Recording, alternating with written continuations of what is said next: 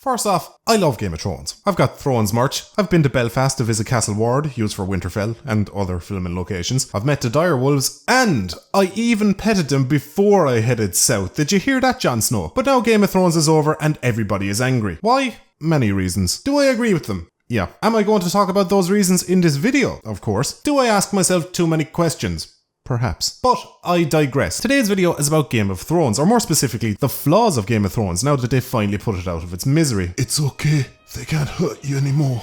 They're off to ruin what's left of Star Wars now. So in this video, I'm going to talk about the most glaring flaws of Game of Thrones over the entire series. Okay, not all of it. The first 4 seasons were flawless. We can all agree on that. Bran. Shut up. So we're going to talk about the later seasons, and it's easy to forget that there were some stupid things in Game of Thrones long before season 8 burst into the room, hit you in the face with a pie and pantsed you in front of your date. Now, for the small percentage of you out there that need to be spoon-fed the obvious, to you I say this: stop sniffing your sister's knickers and listen up. This video obviously contains spoilers for Game of Thrones. If you don't want to be spoiled, then, go away. And don't forget to hit that thumbs down button on the way out to really stick it to me. Oh, my feelings. For the rest of you not currently dribbling on your lap, let's talk about the dumbest things in Game of Thrones. Come on, baby! Let's do the twist! A lot of things I didn't like from Game of Thrones came from the writing going downhill, bar this one. This one was bad from the words sand snakes. I'm talking about Dorne. I've watched Game of Thrones through at least 3 times now, and I can't tell you a single thing I liked about Dorne, other than Oberyn, but I class him as being from Dorne, not really part of the Dorne story. I'd struggle to even tell you any of the characters' names. I know there's that Stargate looking guy, there's Egyptian Professor X, sexy Kevin McAllister, and Oscar the Grouch. Look, it's not my fault. It's just everything about Dorne was just so boring. Uninteresting, unlikable characters that had no real connection to the story as a whole outside a couple of 10-second scenes hidden inside way too much screen time. The only scenes I did like was the scene with Lady Olenna, the queen of throwing shade, as we all know, talked down to them, and when Cersei got revenge on Oscar the Grouch. But beyond that, it's best just to treat Dorne like you would if you drunkenly took home a whale. Just get it over and done with as quick as possible and hope to God nobody brings it up again. Come on, baby!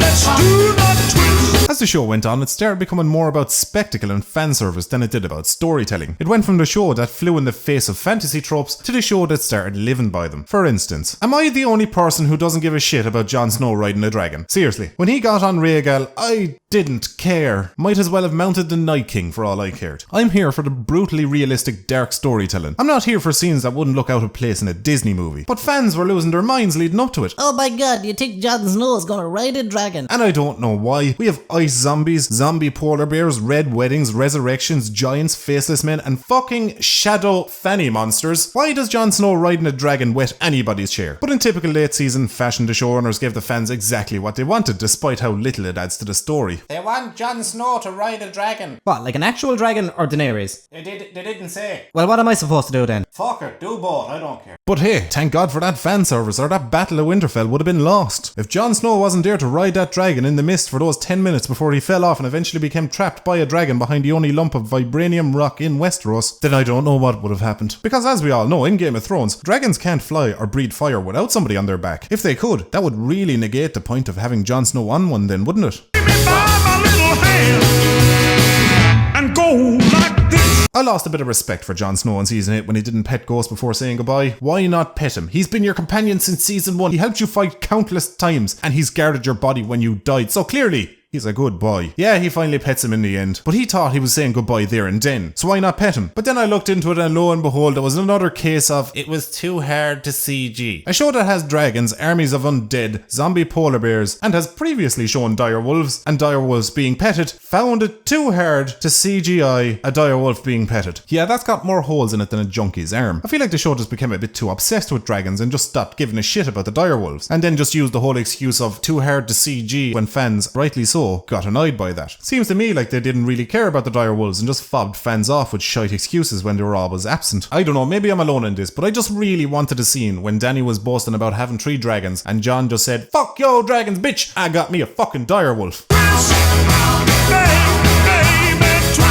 Remember when you first started watching Game of Thrones? The thrill of each episode, the tension of knowing your favourite character is not safe and could be killed at any moment for any reason. It was brutally realistic, and I loved that. It put on screen the way life often really works. The clever bad guys often win because they're clever and willing to do anything to survive and thrive, and the good guys often lost because being honourable, loyal, and just often makes you cross paths with clever bad people willing to kill you. Each episode had you sat on the edge of your seat, but I found that tension started to fade right around the time Gendry ran 100 miles to the wall to send a raven to Dragonstone to Daenerys, and then Daenerys flew her dragon north, saved all the good guys bar Jon, who fell into a frozen lake but later somehow managed to pull himself out of the frozen lake, then got rescued by his uncle, who he hadn't seen since the first season, who put him on a horse that they both could have fit on. The horse managed to get him back to the wall, and despite seeing him being overrun by whites and falling into a fucking frozen lake surrounded by zombies, Daenerys and the gang were still waiting for him to return. The later seasons are full of plot armor just like this. Just take the episode The Long Night. How many characters were about to die and were saved the last second by somebody? I counted at least 5, and that's generous. It was supposed to be the most epic battle of the series, and we lost like 2 B-class characters and a couple of C-class. Nobody we give a shit about, really. And season 7 and season 8 are full of moments like that. Jaime being saved from dragonfire by Bran pushing him into a lake, and then they both swam to the other side in full suits of armour. Daenerys easily taking out 200 scorpions without getting hit once, despite a dragon being riddled by 10 scorpions in the previous episode. Arya making it through King's Landing despite about 15 near misses. I used to get upset when good characters died in Game of Thrones, but in the later seasons, I spent more time upset because they didn't die, and in a lot of them scenes,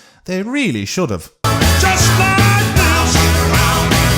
Oh, the Night King and the White Walkers. If you told me a few years ago that the Night King turns out to be another two-dimensional villain with the motives of a Saturday morning cartoon bad guy, I would have shit out a kidney and used it to beat you to death. Who'd have thought in the same year Marvel would do a better bad guy than Game of Thrones? 8 seasons of building up to this, 8 seasons of being mysterious as fuck, 8 seasons of facing off and shaping up to Jon Snow, and what do? They have Bran use ravens to fly an area with a Dark Souls takedown. At least that's what makes sense to me, because I've looked at that scene many times and I didn't see any trampoline in the Godswood. And the last time I checked, Arya was an assassin, not a fucking kangaroo. Now, I'm not a book reader, so I don't have any grandiose ideas of how it should have played out, but I know that the way it did was just insulting. The most anticlimactic ending I've ever had, and I've prematurely ejaculated before. You should see my little sister.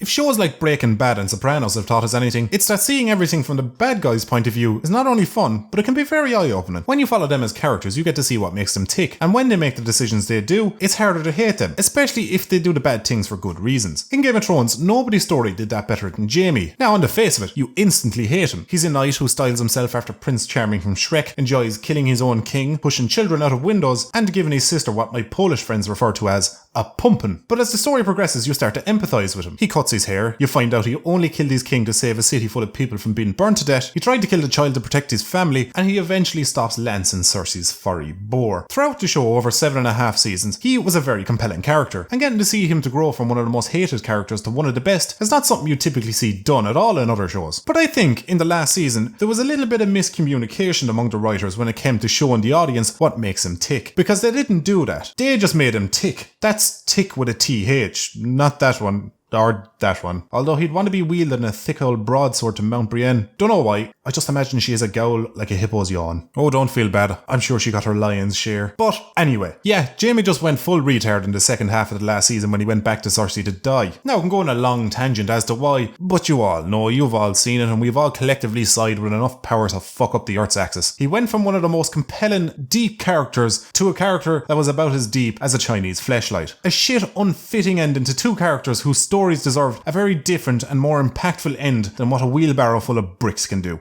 And do the twist. Ask anyone when they first start watching Game of Thrones who their favourite character is, and with the exception of Daenerys and Natalie Dormer's chest, almost everyone will say Tyrion. Not my favourite though, I've always been serenaded by the golden tongue of the hound. What a hunk. But I definitely liked Tyrion. Everyone did. He was relatable, charming, funny, witty, and an incredibly smart underdog, and despite his handicap, he still had his package in more flaps than your local postman. He was very much the main character for a lot of people in the majority of the series. But from the moment he got out of that crate in Essos at season 5, all the way up to the end of the show, there was a very jarring change in his character that really started to put a lot of people off. He was starting to get dumber and less likeable with each episode. His witty remarks and quotable lines got replaced by awkward silences and the occasional unfunny eunuch joke. And worst of all, his plans were failing. Which is all fine if it was ever explained as to why, but it's not. Time after time, the plans of the smartest man in Westeros failed. And he went from someone who you could easily see running the world smoothly to somebody who was on the verge of being sacked from McDonald's. Now, the obvious explanation is that they didn't know how to write smart characters without a whole Georgie boy to draw on. So that's where the difference is. But that still doesn't make any sense because they control the script. So they could easily just make Tyrion appear still somewhat clever by having his strategies work. But they choose to write it so Tyrion makes bad decisions and his plans fail until eventually he's been outsmarted by Jaime and Sansa, the super smart disciple of Littlefinger, even though we don't actually see her do anything super smart in the entire series, unless of course you count walking down the stairs dressed in all black to some ominous music like a cliffhanger in a soap opera, calling him dumb. I don't know why they went down this route with him. They just ruined an otherwise great character. And for what? What was the big payoff? There was none. My theory is, in order to get people to focus on the bore fest that was Jon and Daenerys, they had to try bore you away from good characters. Like you would deny yourself porn if you just wanted to take the boredom out of the fucking missionary position. Really? Bran, the new king? Bran, the most boring of all the flakes? I don't know where to begin with this one. I feel like it's stupid overload at this point. I just want to cry. You know what it feels like? It feels like a partner who keeps cheating on me, but rather than doing the right thing and walking away, I'm standing here stupidly demanding an explanation. Why does Bran get the throne? Because he has a good story? Not in the fucking series I was watching. In the series I was watching, Bran fell out of a window, pissed up north, disappeared for a season, came back a wizard, and then surprised everybody by doing a boatload of fuck all since. Okay, well at least he's a good, compassionate man who'll do right by his people. Oh, Bran the useless, sitter of chairs and champion of Undertaker eyes. My whole family was murdered and diddled by the Dothraki that are roaming around Westeros that the plot conveniently forgot about. I implore you, help me seek justice for my loss. History is already written. The ink is dry. I know your grace, I cannot bring them back, especially since the last Red Priestess and proper attractive woman in Westeros died for some jewellery-related reason, but I'm looking for justice here. They were meant to die. I've seen it in my visions. Yeah, but I want revenge on the men who done this. I want justice. Your wife looked lovely that night. The fuck? We're gonna twist it, till we tear the house down. Talk about a twist, am I right? Like, who saw that coming? I tell you who, nobody, because it didn't make any fucking sense. Game of Thrones was a master of surprising and shocking you. The beheading of Ned Stark, the Red Wedding, Oberyn and the Mountain, all examples of the show at its best when it comes to twists. And these twists hit you because they made sense. They were true to the characters they established, and there was no leap of logic required for those scenes. Ned Stark lost his head because of his honour and made a plea deal with somebody less than reliable. There's no hole in that. So you're completely immersed in the story and it hits you. The Red Wedding happened because Robb chose love over duty and slighted a bad fucker in the process. Again, this makes sense. The bad fucker wouldn't be too pleased by this and looks for revenge. Shocking? Yes. But not because there was consequences for what Robb did. But we didn't expect the consequences to be that severe. But in the context of the story, it's all savvy. And Oberyn got his head caved in because he was too preoccupied exposing Tywin to get a confession from the Mountain and dropped his guard on the strongest man in Westeros. Again, Oberyn's whole goal was to out Tywin for the murder of his sister. He makes it very clear from the moment we first see him. He wasn't there to kill the Mountain, at least not before Tywin was exposed, but in doing so he gets a bit too cocky and dies because he underestimates the Mountain. So 3 big moments in Game of Thrones, all make sense, all hold up to scrutiny, and no character did anything uncharacteristic. Nothing happened outside the realm of reason. That cannot be said for the Mad Queen Daenerys twist. That was the biggest shock of them all, because it didn't make any sense. You have Queen Daenerys, a woman whose titles include Protector of the Realm and Breaker of Chains, and whose people refer to her as Mother, and who has spent 8 seasons being compassionate, freeing slaves, offering dying men water, talking about how she wants to free the innocent from tyranny, and even nailing slave masters to posts because they nail children to posts. Doing all this not because her advisors or anyone else told her, doing it because she's seen that and everything else she fought to overthrow as wrong. She was established as a morally strong, compassionate person who would do anything to stop the powerful preying on the weak. She did it to stop women and children suffering, and she did it because she felt like she was the only one who could bring about a better world. So with all that being said, how is it in any way justified to the story of Game of Thrones to end it by having her suddenly decide to go on an innocent men, women and children murder rampage? The city had surrendered. All that was left to do was to get Cersei, and she says to herself, what would Daenerys Targaryen, breaker of chains, freer of slaves and protector of the realm do next? I know, kill all the people of King's Landing. I'm sorry, that just unplugged me faster than a virgin with a diesel powered dildo. It completely shits all over her character, and worse, it insults the intelligence of every single person watching the show. show. The fact that they thought they could pull something like that and just expect fans to swallow it was the biggest insult I think anybody in TV could possibly do to its fans. You don't write a show as intelligent as Game of Thrones that ended on such a stupid fucking premise and expect the fans not to know when it's been completely fucking stupid. And what bothers me most is when people try to defend it, saying things like there was hints of madness in previous episodes. No, there really wasn't. There were a couple of scenes of her not showing mercy to bad people, but to say that's evidence of her going mad is reaching at best and retarded in reality. Come on, little bitch. Now to my final point, and just like season 8, this point will oversimplify and render everything that came before this pointless. Oh, shots fired. It's the writing. Everything and more I mentioned in this video is a result of bad writing. The show took a gradual but noticeable dip in writing quality right around the season 5 mark, and it's not a coincidence that it was around this time they ran out of book material to use for the show. Don't get me wrong, Dan and Dave, the writers and showrunners, are fantastic writers when writing something that's already been written by a better writer. But when they have to write something off their own back, well, that's when you get X-Men Origins Wolverine, Troy, and the worst seasons of Game of Thrones. Now you can enjoy the last few seasons of Game of Thrones, and if you did, great, I'm happy for you. But even casual viewers who know nothing of the books and spend no hours looking at the history of Westeros, the weirdos, have seen a massive drop in writing quality. It's not just the nerds, geeks, and obsessed freaks that shit in the show in the last few seasons. It's your common Joe Soap that's raising his eyebrows too. Dan and Dave were given a bigger budget and double the time to make season 8, and even so, it felt like the most rushed and lazy season of television ever made. Their heart obviously wasn't in it anymore, and they just slapped it together with as little effort as possible, and just assumed the fans would lap up whatever they squirted out their back end. And that's what bothers me most. Sure, it's definitely disappointing to see a show you loved for years end on such a sour note, but I think the real reason everybody got so pissed, and rightly so, is because the creators of one of the most intelligent shows on television insulted the intelligence of their audience by delivering some Twilight level writing. There is so many flaws in the later seasons, not because they thought people would forgive inconsistencies for the sake of the bigger picture, but because they thought their own fans are so fucking stupid that they wouldn't even notice. In the beginning, Game of Thrones was so clever, interwoven, and unpredictable in all the right ways that it made you feel smarter for watching it and understanding it. And that's why I think the later seasons, especially season 8, is such a middle finger to the fans. Because if you want to enjoy those seasons, you have to forgive so many plot holes, make so many leaps in logic, accept so much plot convenience, that to enjoy it, you have to make yourself feel dumb. If you want to love the last season, you have to pretend Westeros is approximately 20 miles squared, pretend the air slowly makes characters dumber over time, and forgive plot armor that seems to be as thick as George R. R. Martin's midriff. But has the later seasons ruined the show for me as a whole? Kind of. Look, the first seasons of the show are still fantastic television, and they're a great way to spend a few evenings, but it's like accidentally shitting in the bed. Sure, you can flip the mattress and sleep on the good side, but the stain is still there, and my fuck does it stink.